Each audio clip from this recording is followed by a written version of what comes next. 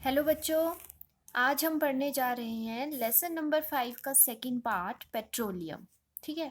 First part में हमने कोल के बारे में पढ़ा था, कोयला कैसे बनता है और उससे क्या क्या हमें फ़ायदे होते हैं, कौन कौन से प्रोडक्ट जो हैं वो कोल से बनते हैं। पेट्रोलियम कैसे बनता है, जैसे कि हम फर्स्ट पार्ट में पढ़ चुके हैं, petroleum is also a fossil fuel.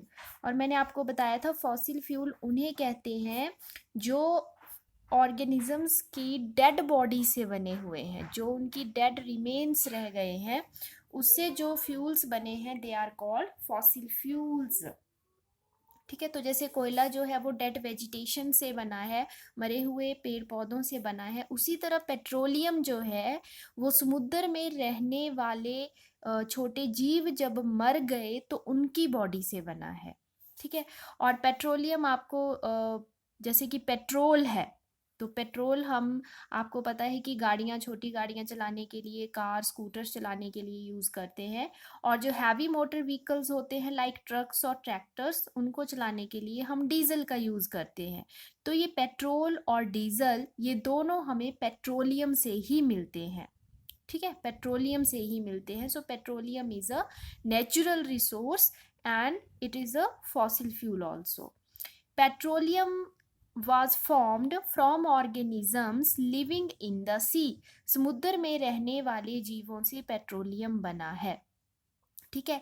क्या हुआ कि जब ये समुद्र में रहने वाले जीव मर गए तो उनकी बॉडी जो थी वो समुद्र के तले में नीचे बॉटम पे जो है वो सेटल हो गई। फिर उसके ऊपर सैंड यानी कि रेत और मिट्टी की परतें चढ़ती गई, जैसे कोयले में के केस में हमने देखा था। ठीक है। तो पानी के अंदर ही अंदर उन पे मिट्टी चढ़ती गई, रेत की परतें चढ़ती गई, जिसके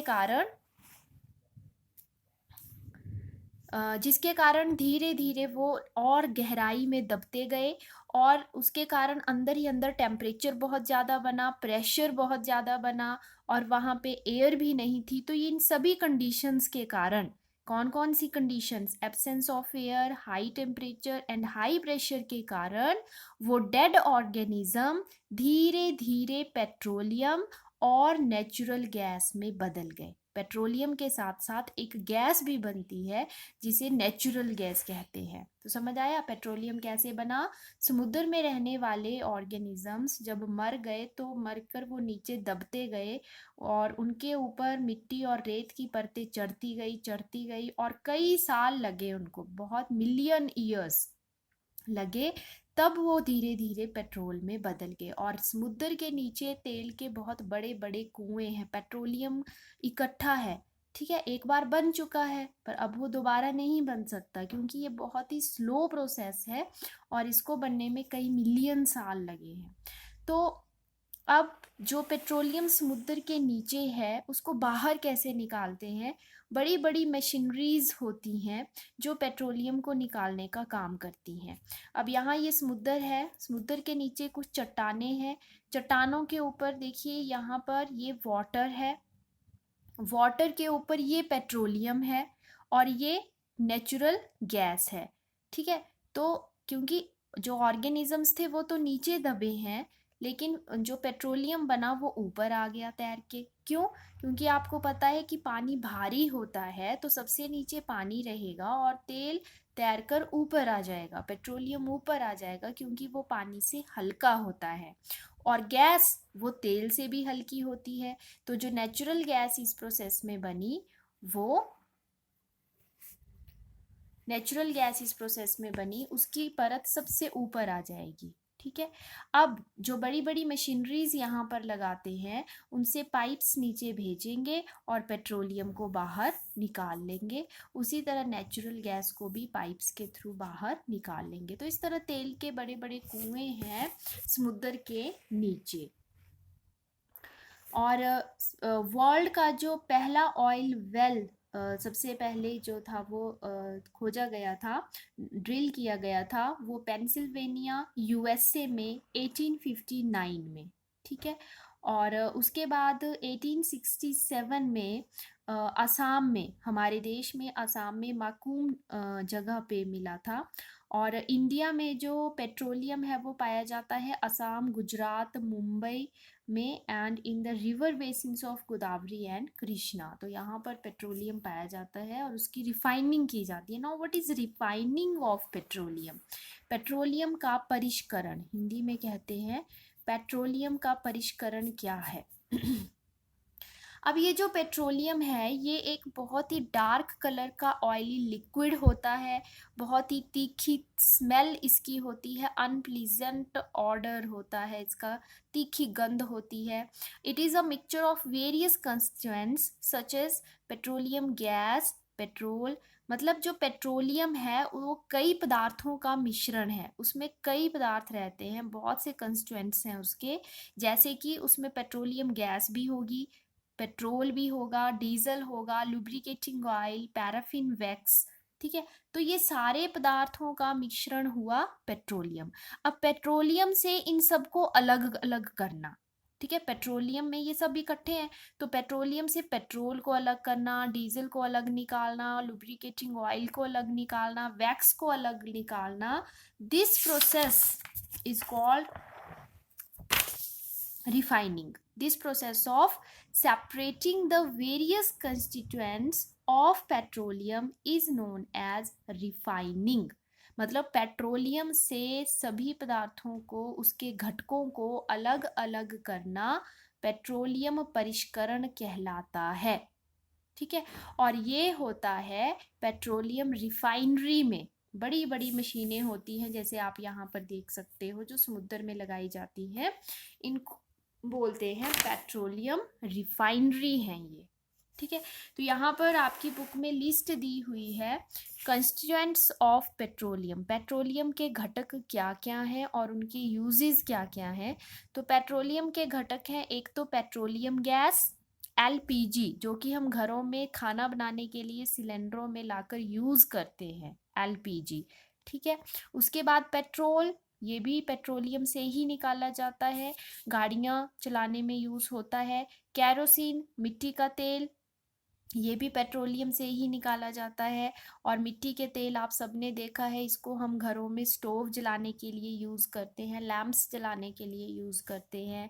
डीजल जो है वो भारी गाड़ियां जैसे ट्रक, बस, उनको चलाने के लिए एज अ फ्यूल यूज़ होता है।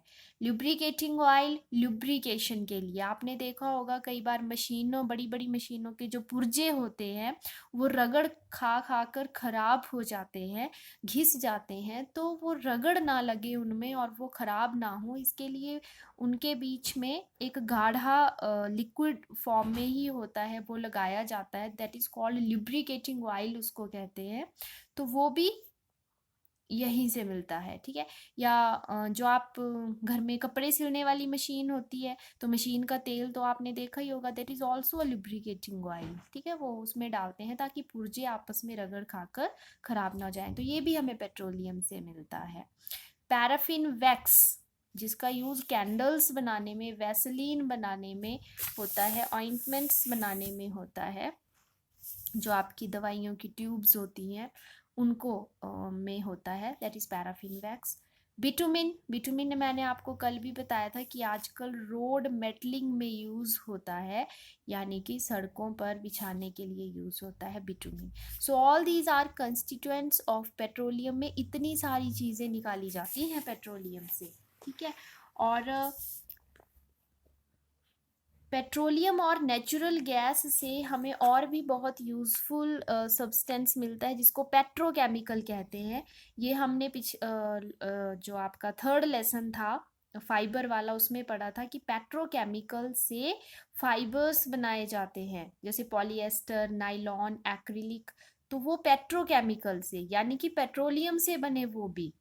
ठीक है, डिटर्जेंट्स आपके वो भी petrochemicals, polythene, other man made plastic से बनी चीज़ें वो भी पेट्रोकेमिकल से बने, और पेट्रोकेमिकल हमें पेट्रोलियम से मिल रहे हैं। तो आप देख रहे हो कि कितना सारा यूज़ है पेट्रोलियम का, कितनी सारी चीज़ें हमें पेट्रोलियम से मिल रही हैं। और क्योंकि इसका इतना ज़्यादा यूज़ हो रहा है, इसलिए इसको ब्लैक गोल्ड यानी कि काला सोना भी कहते हैं। तो यहाँ से क्वेश्चन बनता है कि ब्लैक गोल्ड किसे कहते हैं? पेट्रोलियम को, काला सोना।